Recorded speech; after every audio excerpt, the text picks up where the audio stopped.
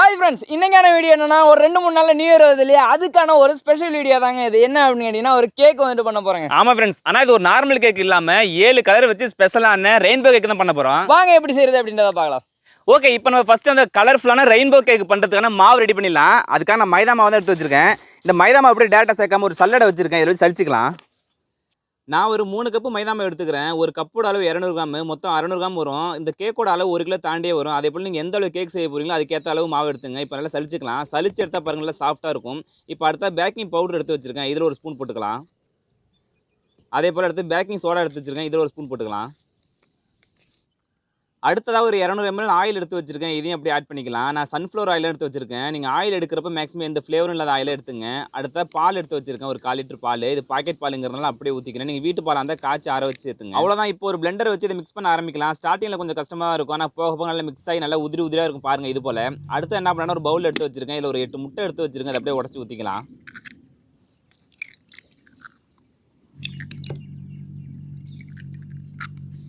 அடுத்ததாக இதில் ஃப்ளேவருக்காக வெனிலா எசன்ஸ் எடுத்துருக்கேன், இதை அப்படியே ஆட் பண்ணிக்கிறேன். ஆட் பண்ண உடனே முட்டை நல்லா அடித்து எடுத்துக்கலாம். இதே போல் அந்த மஞ்சக்கரெல்லாம் மிக்ஸ் ஆகிற அளவுக்கு நல்லா கலக்கி எடுத்துக்கலாம். அடுத்த நான் சுகரை நல்லா அரைச்சி எடுத்து வச்சிருக்கேன், இதில் ஒரு கப்பு சேர்த்துக்கிறேன். இது கரெக்டான அளவு இனிப்பு இருக்கும். இது கூட சேர்த்துனா கொஞ்சம் தவட்டுற மாதிரி இருக்கும், அதுக்கேற்ற மாதிரி பார்த்துங்க. இதையும் நல்லா சேர்த்து இப்போ நல்லா மிக்ஸ் பண்ணி எடுத்துக்கிறேன். அவ்வளோதான், பாருங்கள் நல்லா மிக்ஸ் ஆகிடுச்சு. அடுத்து நம்ம ஆல்ரெடி மிக்ஸ் பண்ணி வச்ச மாவில் எடுத்து அதில் ஊற்றுறேன். ஊற்றி அப்படியே சேர்த்து மிக்ஸ் பண்ண வேண்டியதான். கொஞ்சம் பவுல் கொஞ்சம் சின்னதாக இருக்குது, எப்படி மிக்ஸ் பண்ண போகிறோன்னு தெரியல, பார்க்கலாம். அப்படியே பொறுமையாக மிக்ஸ் பண்ண ஆரம்பிக்கலாம். இதுவே ஒரு எலக்ட்ரிக் பீட்னா இருந்தால் டக்குன்னு மிக்ஸ் பண்ணிடலாம். அது ஒரு 10 நிமிஷம் தான் ஆகும், ஆனால் இது ஒரு 15லேருந்து 20 நிமிஷம் ஆகும். அப்படியே மிக்ஸ் பண்ணிகிட்டே இருக்கலாம். லைட்டாக கட்டி ஆகிற மாதிரி இருக்கும். இந்த ஸ்டேஜில் உங்களுக்கு பால் தேவைப்பட கூட பால் ஊற்றிக்கலாம், ஆனால் எனக்கு தேவைப்படல. இதை வச்சு எப்படி மிக்ஸ் பண்ணுறேன் பாருங்கள். கரெக்டாக ஒரு 15லேருந்து 20 நிமிஷம் மிக்ஸ் பண்ணியிருப்பேன். இந்த ஸ்டேஜில் இருக்குது, இது கரெக்டான பதமாக இருக்கும். ரெயின்போனா பொதுவாக 7 கலரில் இருக்கும். அந்த 7 கலரில் வச்சு லேயராக நம்ம கேக் பண்ண சொல்லிட்டு ஐடியா பண்ணியிருக்கேன். அதுக்காக என்ன பண்ணியிருக்கேன்னா ஒரே அளவு உள்ள பாத்திரம் 7 பாத்திரம் எடுத்து வச்சுருக்கேன். இதுக்காக இப்போ கடையில் வாங்கிட்டு வந்தோம். எல்லாத்தையும் பிரிச்சுக்கலாம். வர மாட்டது 3 4 5 6 7. இப்போ நம்ம ரெடி பண்ணி வச்ச இந்த மாவை இந்த 7 பாத்திரத்தை சரி பாதி அளவு பிரிச்சுக்கலாம். எனக்கு ஒரு பாத்திரத்தில் 3 ஸ்பூன் பிடிச்சிது. அதே போல் எல்லா பாத்திரத்திலும் சரி பாதி அளவு எப்படி அந்த மாவை பிரிச்சுக்கிறேன். இதுவே நம்ம ரெயின்போ கேக் இல்லாமல் நார்மலாக ஒரு கேக்கு பண்ணனா மொத்தமாக ஒரு கண்டெய்னரில் மாற்றிட்டு அப்படியே பேக்கிங் பண்ணிக்க வேண்டியதான். நான் இப்போ சரிப்பாதே 7 பாத்திரத்தில் பிரிச்சுக்கிட்டேன். அடுத்த நான் ஃபுட் கலர் எடுத்து வச்சிருக்கேன். ஃபஸ்ட்டு ப்ளூ கலர் இதை ஆட் பண்ணிக்கிறேன். அடுத்து ஒரு ரெட் கலர் எடுத்து வச்சிருக்கேன், இதையும் ஆட் பண்ணிக்கிறேன். அதே போல் வானவில் என்னென்ன கலரில் இருக்குமோ அது போல் 7 கலர் எடுத்து வச்சிருக்கேன், அதை அப்படியே ஆட் பண்ணிக்கலாம். அவ்வளோதான். இப்போ ஒரு ஸ்பூனை வச்சு நல்லா மிக்ஸ் பண்ணி எடுத்துக்கலாம். மிக்ஸ் பண்ணோம் தான் கலர் பார்க்கவே அவ்வளோ சூப்பராக இருந்துச்சு. அதே போல் எல்லா கலரும் நல்லா மிக்ஸ் பண்ணிக்கலாம். அதே போல் கலர் மாற்றி மிக்ஸ் பண்ணுறப்ப அந்த ஸ்பூனை நல்லா கழுவிட்டு மிக்ஸ் பண்ணிங்க, இல்லைனா கலர் எல்லாம் ஒன்றோட ஒன்றாயிடும். இதே போல் அந்த 7 கலரையும் நல்லா மிக்ஸ் பண்ணி எடுத்துக்கிட்டேன். இதில் ஒரு கலர் மட்டும் இந்த ரெயின்போவில் இல்லாத கலர், அது என்னன்னு தெரிஞ்சால் மறக்காமல் கமெண்ட் பண்ணுங்கள். இப்போ நம்ம பேக்கிங்க்கு ரெடி பண்ணலாம். அதுக்கு ஒரு அலுமினியம் பாத்திரம் எடுத்து வச்சிருக்கேன், அதில் ஃபுல்லாக நெய்யை தடவிக்கிறேன். அதுக்கு மேலே பட்டர் ஷீட் எடுத்து வச்சிருக்கேன், அதை அப்படியே மேலே வச்சுக்கலாம். நல்லா அந்த காற்று இல்லாமல் எடுத்து விடலாம். அவ்வளோதான். அடுத்த நான் ஃபஸ்ட்டு கலர் அந்த ப்ளூ கலர் எடுத்து வச்சுருக்கேன், இதை அப்படியே ஆட் பண்ணிக்கலாம்.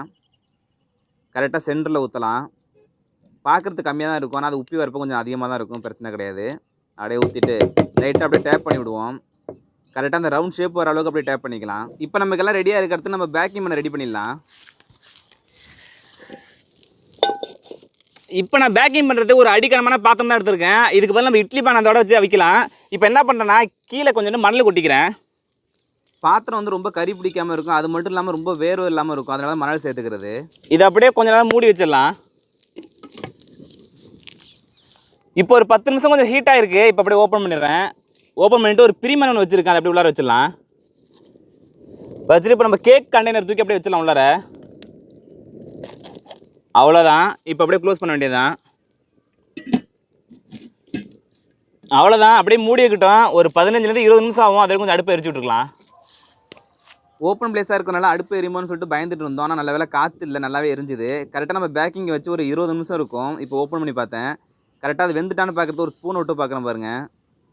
கொஞ்சம் ஒன்றா ஸ்பூனில் ஒட்டவே இல்லை, கரெக்டாக இருந்துச்சு. மேக்ஸிமம் இதுக்கு 15லேருந்து 20 நிமிஷம் தான் ஆகுது, ஏன்னா மாவோட அளவு கம்மி தானே, அதனால தான். அதுக்கு மேலே வச்சா கறிக்கிடும், அதுக்கேற்ற மாதிரி பார்த்துங்க. இது கரெக்டான பதம். இதை அப்படியே எடுத்துடலாம். அப்படியே எடுத்து அந்த பட்டர் ஷீட்டோட அப்படியே மேலே தூக்குற பாருங்க, அலைக்காக வந்துச்சு.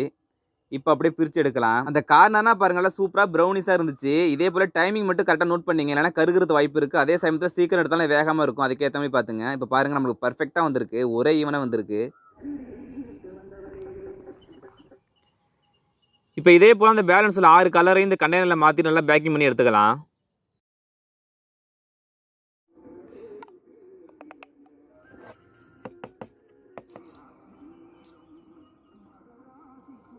ஃபைனலாக பாருங்க, நம்ம 7 கலரையும் பர்ஃபெக்டாக பேக்கிங் பண்ணி எடுத்தாச்சு. கலர்லாம் பார்க்கறதுக்கு அல்டிமேட்டாக இருந்துச்சு. அடுத்து நம்ம கேக்லாம் அடுக்கிறப்ப லேயராக கொஞ்சம் சமமாக இருக்கணும். அதுக்காக என்ன பண்ணுறேன்னா, கொஞ்சம் மட்டமாக இல்லாமல் இருக்கும் சில பீஸில், அதெல்லாம் மேலே உள்ளதை மாதிரி கட் பண்ணி எடுத்துக்கிறேன். இதே போல் எல்லா பீஸையும் ஓரளவுக்கு சமமாக கட் பண்ணி எடுத்துக்கலாம். இப்போ நம்ம அந்த கேக்குக்கான க்ரீம் ரெடி பண்ணிக்கலாம். இதுக்கான விப்பிங் க்ரீம் வாங்கியிருக்கேன். இது எல்லா சூப்பர் மார்க்கெட்ல நார்மலாக கிடைக்கும். இது அப்படியே ஒரு பவுலில் மாற்றிக்கலாம். இதில் ஒரு 250 கிராம் எடுத்துக்கிட்டேன். இது கரெக்டான அளவாக இருக்கும். இது கூடவே 2 ஸ்பூன் பவுடர் பண்ண சுகர் சேர்த்துக்கிட்டேன். ரொம்ப இனிப்பு வேணாங்கிறவங்க சுகர் பார்த்து சேர்த்துங்க. இப்போ இது ஒரு பிளெண்டர் வச்சு நல்லா மிக்ஸ் பண்ணிக்கலாம்.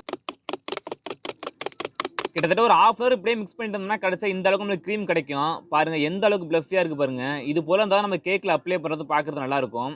இதே ஸ்டேஜில் நீங்களும் பார்த்துங்க. பக்கத்துலேயே ஒரு பவுலில் சுகர் சிரப் எடுத்து வச்சிருக்கேன். கொஞ்சம் தண்ணியில் ஜீனி போட்டு கரைச்சி வச்சிருக்கேன். அவ்வளோதான். இப்போ நம்ம கேக் அசம்பிள் பண்ண ஆரம்பிச்சிடலாம். இதுக்காக நான் உட் பிளேட் எடுத்து வச்சிருக்கேன். அதுக்கு மேலே அந்த க்ரீமை ஃபஸ்ட்டு பேஸாக அப்படியே வச்சிடலாம். ஒரு ரவுண்ட் ஷேப்பில் அப்படியே வச்சுக்கலாம். அவ்வளோதான். அதுக்கு மேலே நம்ம கேக் லேயர் எடுத்து அடுக்க ஆரம்பிச்சிடலாம். ஃபஸ்ட்டு எல்லோ கலர் வைக்கிறேன். அவ்வளோதான். நல்லா ப்ரெஸ் பண்ணிவிட்டு அதுக்கு மேலே அந்த சுகர் சிரப் எடுத்து அப்படியே விட்டுலாம்.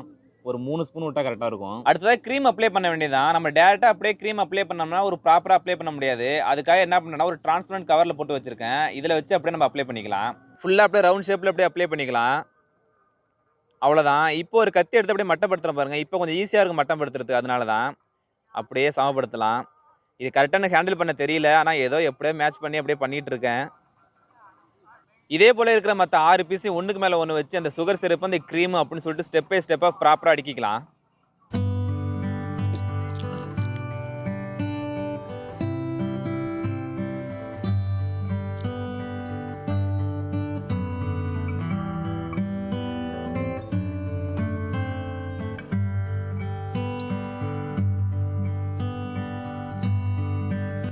ஃபைனலாக நம்ம மேலே வைக்கிற பீஸ் மட்டும் கொஞ்சம் சமமான பீஸாக வச்சுக்கலாம். எல்லாமே சமமாக தான் இருக்குது. இருந்தாலும் உள்ளதிலே சமமான பீஸை மேலே வச்சுக்கலாம். அப்போ தான் கேக்கு பார்க்குறது நல்லாயிருக்கும்.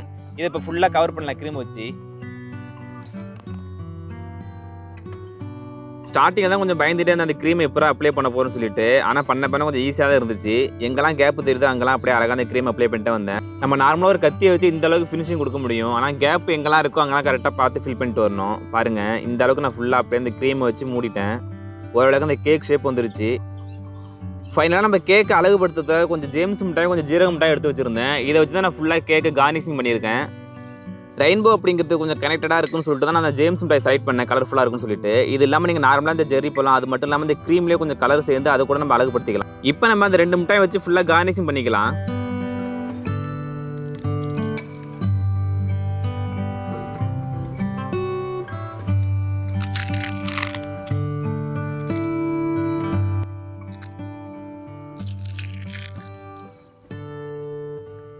அவ்வளோதான். ஃபைனலாக நம்ம கேக்கோட அவுட்புட் இதுதான். எனக்கு தெரிஞ்ச அளவுக்கு ஓரளவுக்கு கார்னிஷிங் பண்ணியிருக்கேன்னு நினைக்கிறேன். உண்மையாக உங்களுக்கும் இந்த கேக்கு பிடிச்சிருந்துச்சுன்னா மறக்காமல் கமெண்ட் பண்ணுங்கள். ஃபைனலாக நம்ம கேக்கை வெட்டி பார்க்குறதுக்கு நேரம் வந்துருச்சு. வெட்டிடலாம். அதுக்கு முன்னாடி ஒரு ஸ்டிக் எடுத்துல சொருவிக்கிறேன். நம்ம கேக்கு வந்து ஒரு 7 லேயராக இருக்கிறனால ஸ்டெப்பாக கரெக்டாக வராது. அதனால ஸ்டிக் சொருவிக்கிட்டேன். கட் பண்ண கத்தியை வச்சா உள்ளார போயிட்டே இருக்குது. கிட்டத்தட்ட 1 அடி இருக்கும் போல நம்ம கேக்கு. அவ்வளோ ஹைட்டாக இருக்குது. உண்மையாகவே ரொம்ப ஆர்வமாக இருக்குது எப்படா இருக்க போகுது அப்படின்னு சொல்லிட்டு. பார்க்கலாம். எட்டியாச்சு. அப்படியே எடுத்துடலாம்.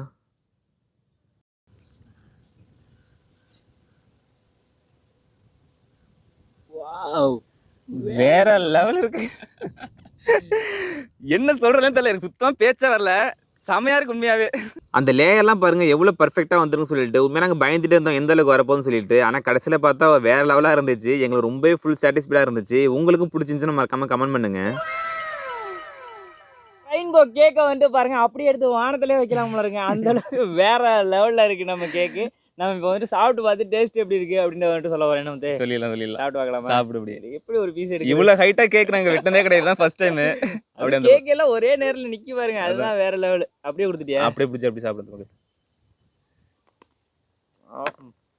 எப்படி இருக்கு? நல்லா இருக்கா?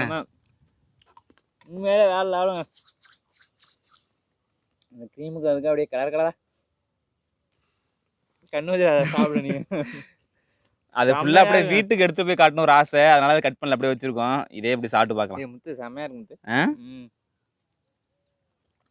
உண்மையிலே வேற மாதிரி வந்திருக்கேன். அப்படியே கட் பண்ணி வெளியில இருக்கும்போது அப்படியே கலர் கலரா வந்துச்சு பார்த்தீங்களா? அதெல்லாம் வேற லெவலு. ரொம்ப ஒரு எப்படி சொல்றது? ரொம்ப ஆர்வமா இருந்துச்சு அப்போ.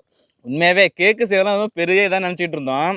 ஆனால் உண்மையாக நாங்கள் செஞ்ச கேக்கா இதுன்னு சொல்லிட்டு எங்களுக்கு சுத்தமாக நம்பவே முடியல. அவ்வளோ சூப்பராக இருந்தது. சுத்தமாக எதுவும் பேசவே தெரியல. அவ்வளோதான். ஓகே ஃப்ரெண்ட்ஸ், நீங்களும் இதே மெத்தடில் வந்து கேக்கை ட்ரை பண்ணி பாருங்க. ஏன் இப்படி சொல்றேன்னா, அந்த கேக்கோட டேஸ்ட் உண்மையிலே வேற லெவலில் இருந்துச்சுங்க. நீங்க இதை ஒரு வேளை ட்ரை பண்ணீங்க அப்படின்னா, அதை மறக்காம அந்த கமெண்ட்ல சொல்லுங்க. ஆமாம் ஃப்ரெண்ட்ஸ், கண்டிப்பாக. அது மட்டும் இல்லாமல் அந்த வரப்போ 2023 நியூ இயருக்கு இது போல புதுசாக ட்ரை பண்ணி என்ஜாய் பண்ணுங்க. மீண்டும் மற்றொரு சூப்பரான வீடியோல நாங்க வந்து உங்களை பார்க்குறோம். அதுக்கு முன்னாடி முத்து மற்றும் கலை சார்பா ஹாப்பி நியூ இயர்.